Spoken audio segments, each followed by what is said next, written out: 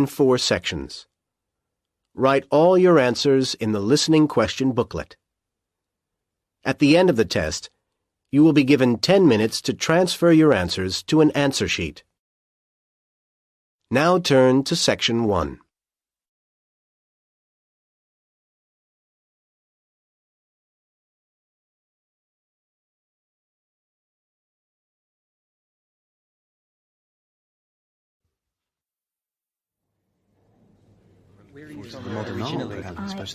Good morning, everyone, and welcome to the museum.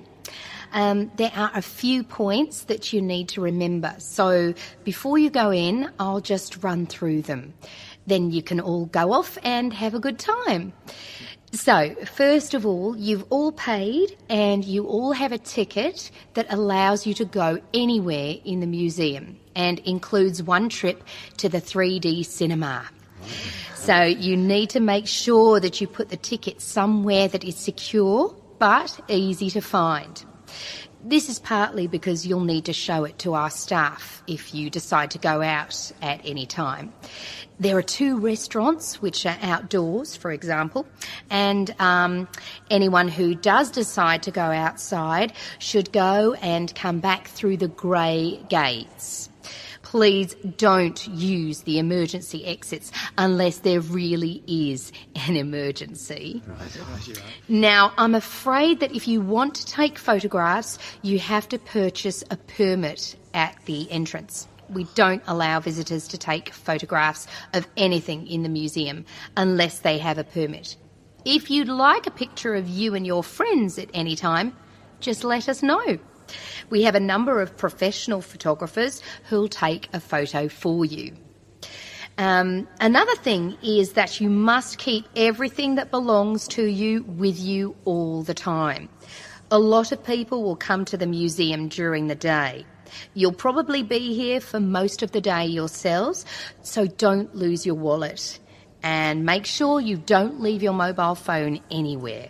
It's easily done, and we aren't responsible for any losses while you're here. As I mentioned earlier, you can go and see any of the films that are on in the 3D cinema. I'll tell you about those in a minute. There's also a schedule on the back of the museum guide. I suggest you get to the cinema entrance roughly 5 minutes early. It takes very little time to seat everyone, so you won't be waiting for the show to begin. Well, I think those are all the instructions I need to give you.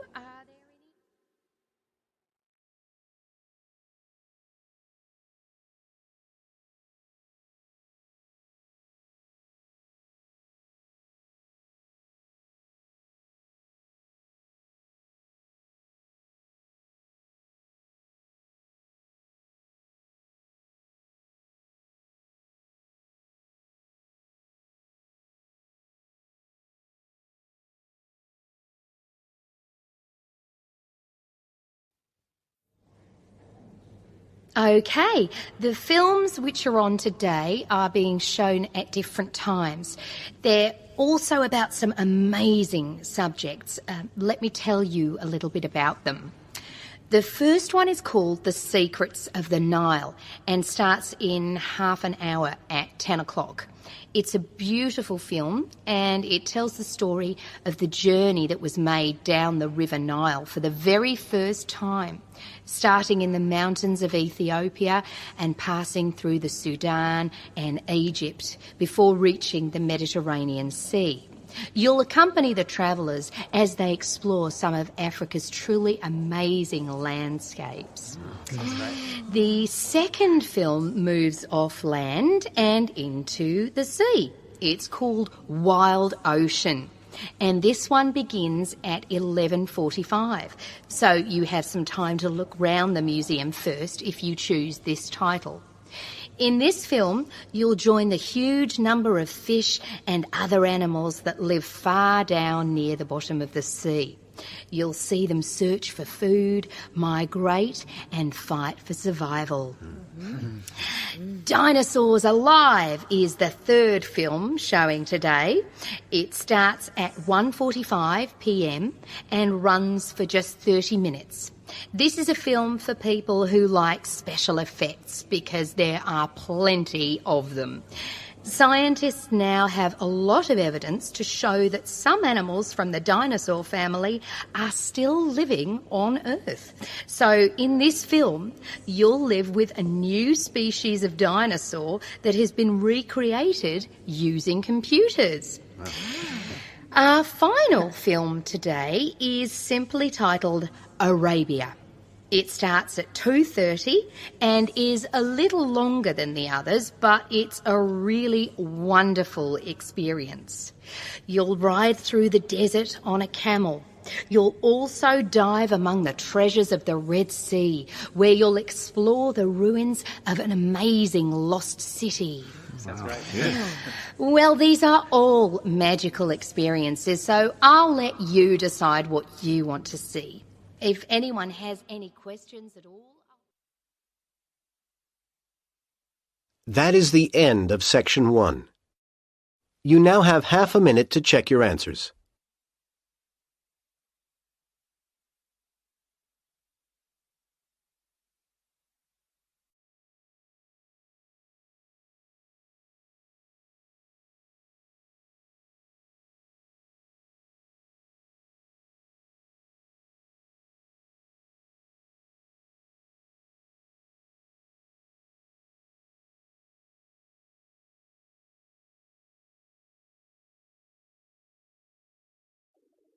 Now turn to Section 2.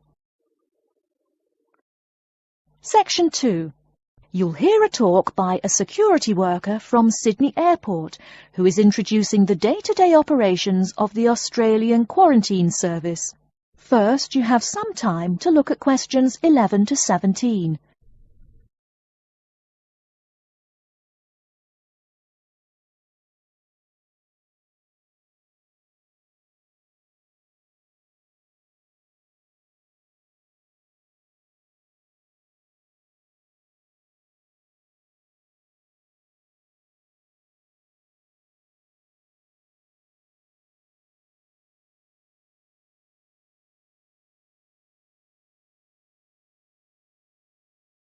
Now, listen carefully and answer questions 11 to 17.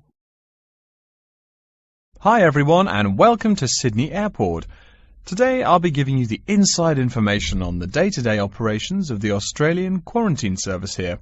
We hope to provide you with a better understanding of why such heavy security regulations are necessary by educating you on how we operate and why we do the things we do. We're not here to try to persuade you to fly through Sydney Airport, though we hope you'll find your experience relatively stress-free and comfortable. First things first, our personnel.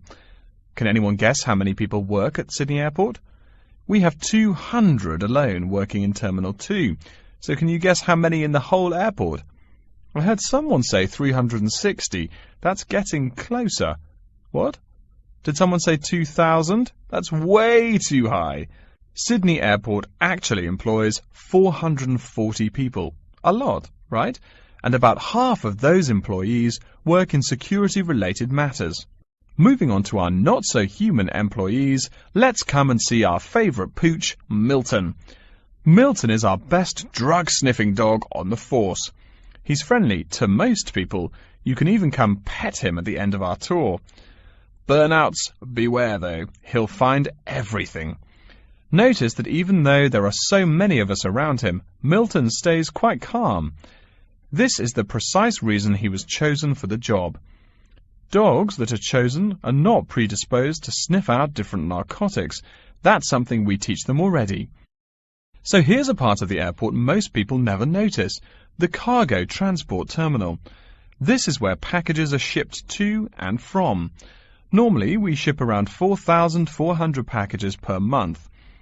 In this airport alone, over 52,000 packages were shipped in and out over the past year. We ship to and from 170 different countries. Not bad, eh? Probably it will go up to over 72,000 packages this year. And despite over 100 flights in and out of here daily, the number of lost or delayed packages is impressively low. If you send your package through here, rest assured we'll get it where it's going. Let's move on to the area most of us are familiar with, the passenger terminals.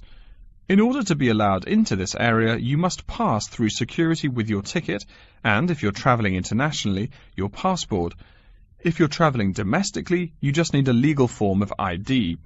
If you don't have those, you will not be allowed to pass through security and board your flight.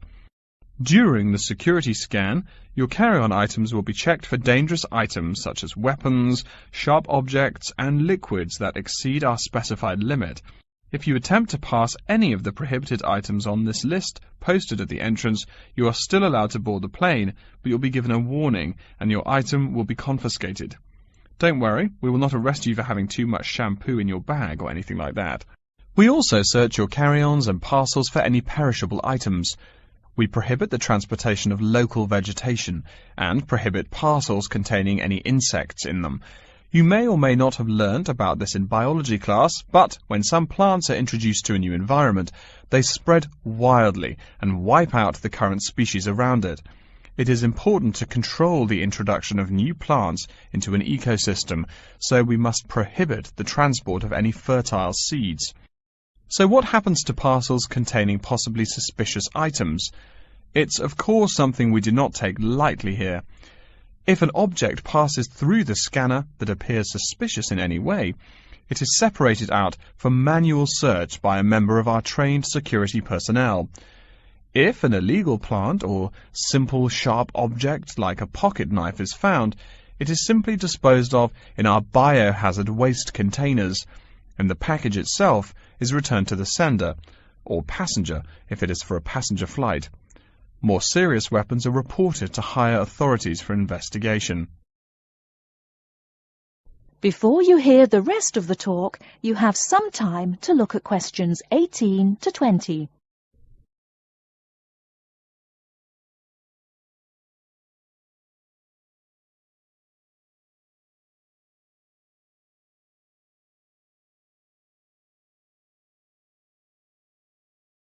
Now listen and answer questions 18 to 20. As far as parcel security, the material of the parcel is important. For shipped goods, the most common material used and the most widely accepted is paper. Make sure it is packed sturdy enough with no rips or tears. We've definitely had packages rip open before due to haphazard packing. A more common problem, though, is the package labels. When an item does not make it to the right place, this is the most common reason. The label may not be in the right place or marked clearly enough. If you're receiving any items from abroad that must be declared, please remember our guidelines in order to ensure the timely delivery of your item. Make sure it is packed correctly, and we ask that you notify customs between 2 and 10 days within the item's scheduled arrival date. OK, before we move on, are there any questions? That is the end of section 2. You now have half a minute to check your answers.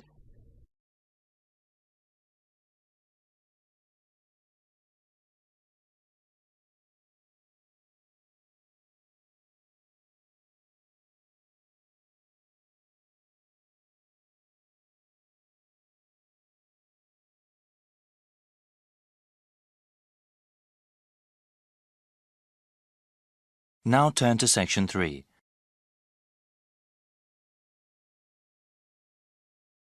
Section 3.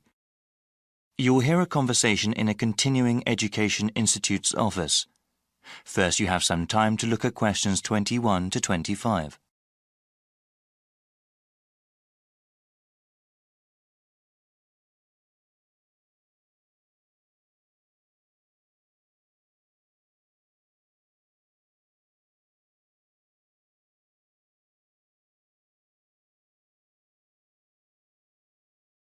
Now listen carefully and answer questions 21 to 25. Welcome. My name is Jeremy Holtz. Hello, Jeremy. I was told to come to this office and ask about your continuing education program. I'm interested in taking classes and want to know more about the program. Certainly. We have several different programs depending on your education goals and on what you are doing now. For example, we have continuing education programs for those who want to finish a degree or start a new one, and we also have a program for working adults. Well, I'm working part-time now and I'm interested in completing a degree in business administration. I am working at a hospital, you see, but I want to change my job, either work in hospital management or have my own business. Okay, that sounds great. Many students in our program want to advance in their current careers or even change them. What kind of degree do you have now? I am a registered nurse with a 2-year degree. Great. First, we have to figure out where you want to take classes. We have satellite campuses all over the region. The ones at the city centre are accessible by public transportation but offer fewer course times. A car is the best way to attend classes at our satellite campuses in the suburbs, but they have more classrooms and therefore more courses. Well, I have been saving up for a car, but I don't have enough money to buy one yet. I think the city centre campus will be better. Okay, now we have to decide which program you want to register for. We have night courses, where the classes generally run from 7 p.m. to 10 p.m. Classes during these hours are usually once a week.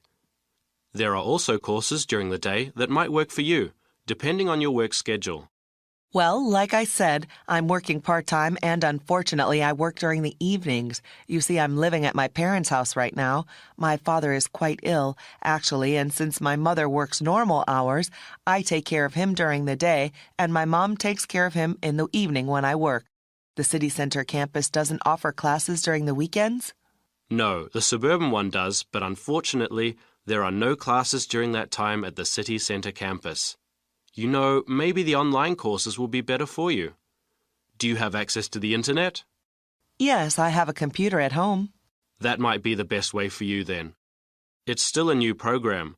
We're still working out the bugs, but it will allow you to work part-time, take care of your father, and take classes.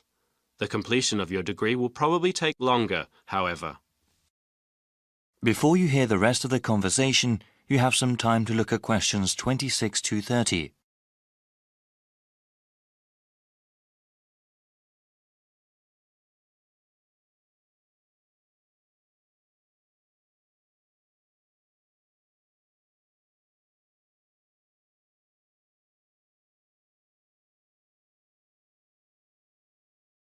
Now listen and answer questions 26 to 30. So, how exactly does this work? I'm slightly nervous about studying again. It's been years since I've been a student. Yes, it can be a bit daunting at times. Continuing your education and improving yourself are well worth the effort. Actually, before you start taking online classes, there are several refresher courses that you are required to take. What kind of courses are those? These are especially made for the returning adult student. We understand that education is just one of a number of priorities for those that take classes with us. The refresher courses teach you how to manage time and juggle between different areas in your life.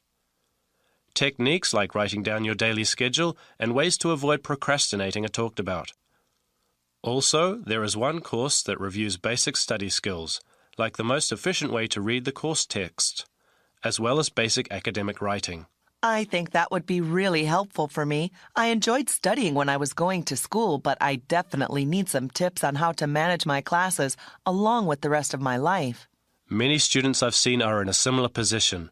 They have to balance both their work and family life with their education. It's not easy, but it is very rewarding for the ones that finish their education all the way through. Okay, so how do I register for the classes? You need to go online to do that. I will give you a brochure with the appropriate web address. You can choose which course modules to take online. You can go through them as time allows. There is even a place to keep track of progress towards your degree. All right. Can I ask then about the cost of the online courses? They are cheaper than classes at either campus, of course. Online, you'll see a number of different ways to pay.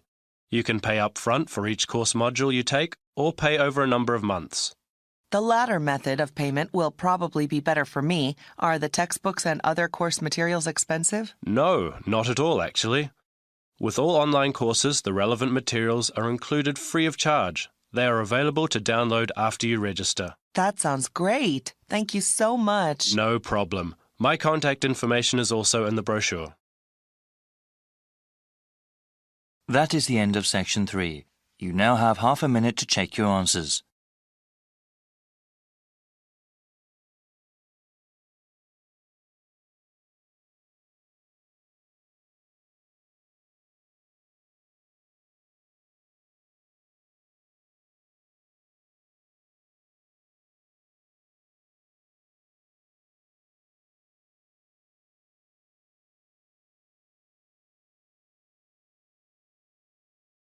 Now turn to Section 4.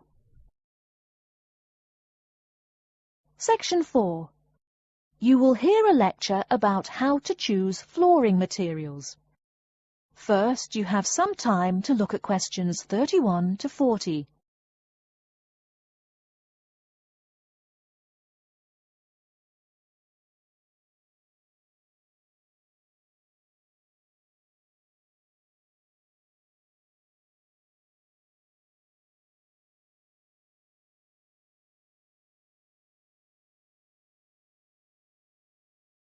Now listen carefully and answer questions 31 to 40.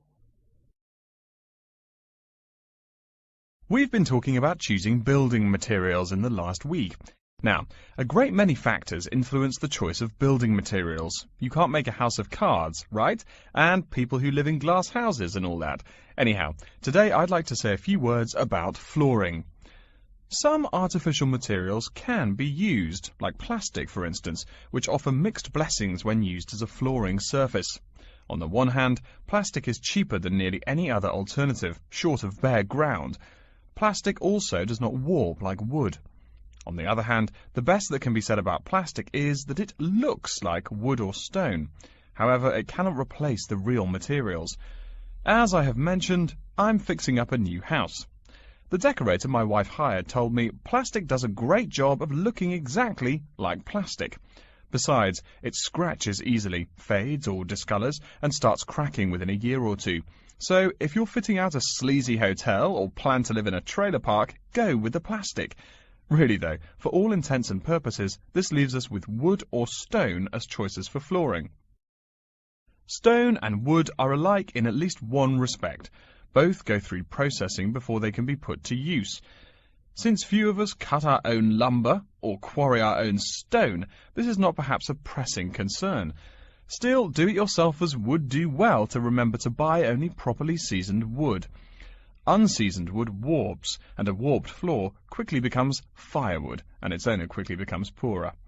Likewise, except for dull-hued materials like slate or sandstone, most stone floors are polished before installation.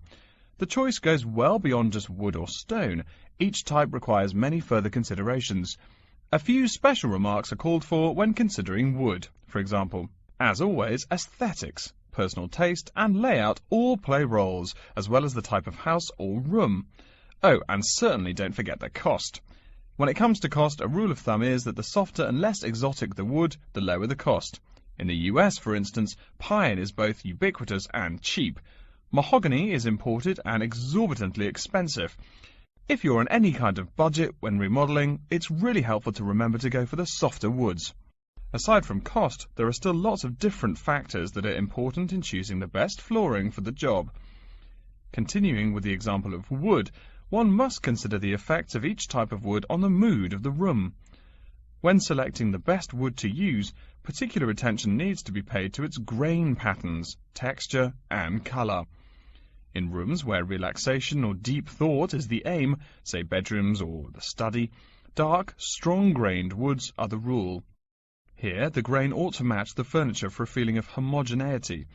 In rooms where activity and motion are typical, the dining room or living room, lighter, finer-grained lumber is more suitable. In such a setting, the wood grain might be useful in offering a contrast to the furniture. This leads to a feel of subconscious excitement in keeping with the room's function. In either case, though, consult a decorator. It is a decorator's job to know what materials to use to fit the function of the room. Though some things about putting together a room are subjective and based on one's individual taste, materials appropriate to a room's function are much more straightforward. A decorator takes the needs of the customer and uses a mathematical formula rather than subjective words. Since feelings vary from person to person, verbal descriptions of wood types tend to be ambiguous. You want the wood you select, not something approximate. And if you do decide to do it yourself, remember that all wood must be treated with preservatives to enhance its appearance and preserve its natural beauty. In the case of stone, or quarry tile, as flat-cut flooring stone is properly called, a new set of considerations must be weighed up. Simple colour aside, the degree of reflection must be kept in mind. This is called the reflectance rate, which is expressed in a number between 0.0 and 1.0, depending on the amount of light it reflects. At one end of the scale is polished silver. At a rating of 1.0, this shiny surface reflects nearly all of the light directed at it.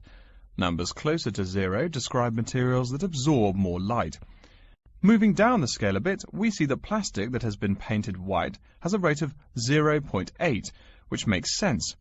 We know that the colour white reflects all other colour, while black absorbs all colour, and plastic itself is a relatively reflective material. Materials that are denser and darker have reflectance rates much closer to 0. The quarry tile I mentioned a while ago has a rate of 0.1. As you may know, quarry tile is generally dark brown and made from clay, so it is quite dense.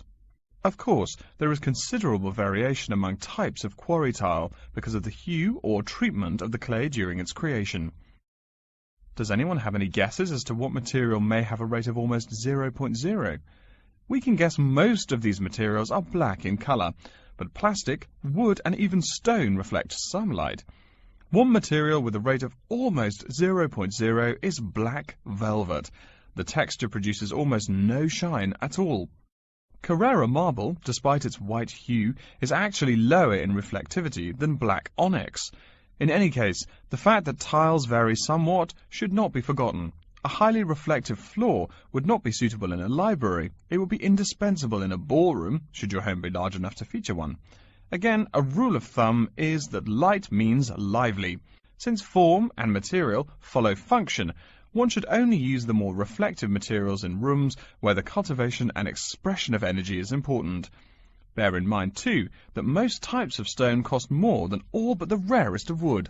Of course, there is no reason why some rooms of a house should not feature wood floors or other stone tiles. You can even mix the two. A room with wood panels on the walls can have a beautiful stone floor. My bedroom has white birch walls and a light blue slate floor. The place looks like a Russian hunting lodge. Remember though, go with what feels right for you. Good taste and the laws of interior design are the homeowner's servants, not his master. It's only beautiful when you decide it is. I mean, you're the one who lives there, not the decorator, right? Okay, are there any questions?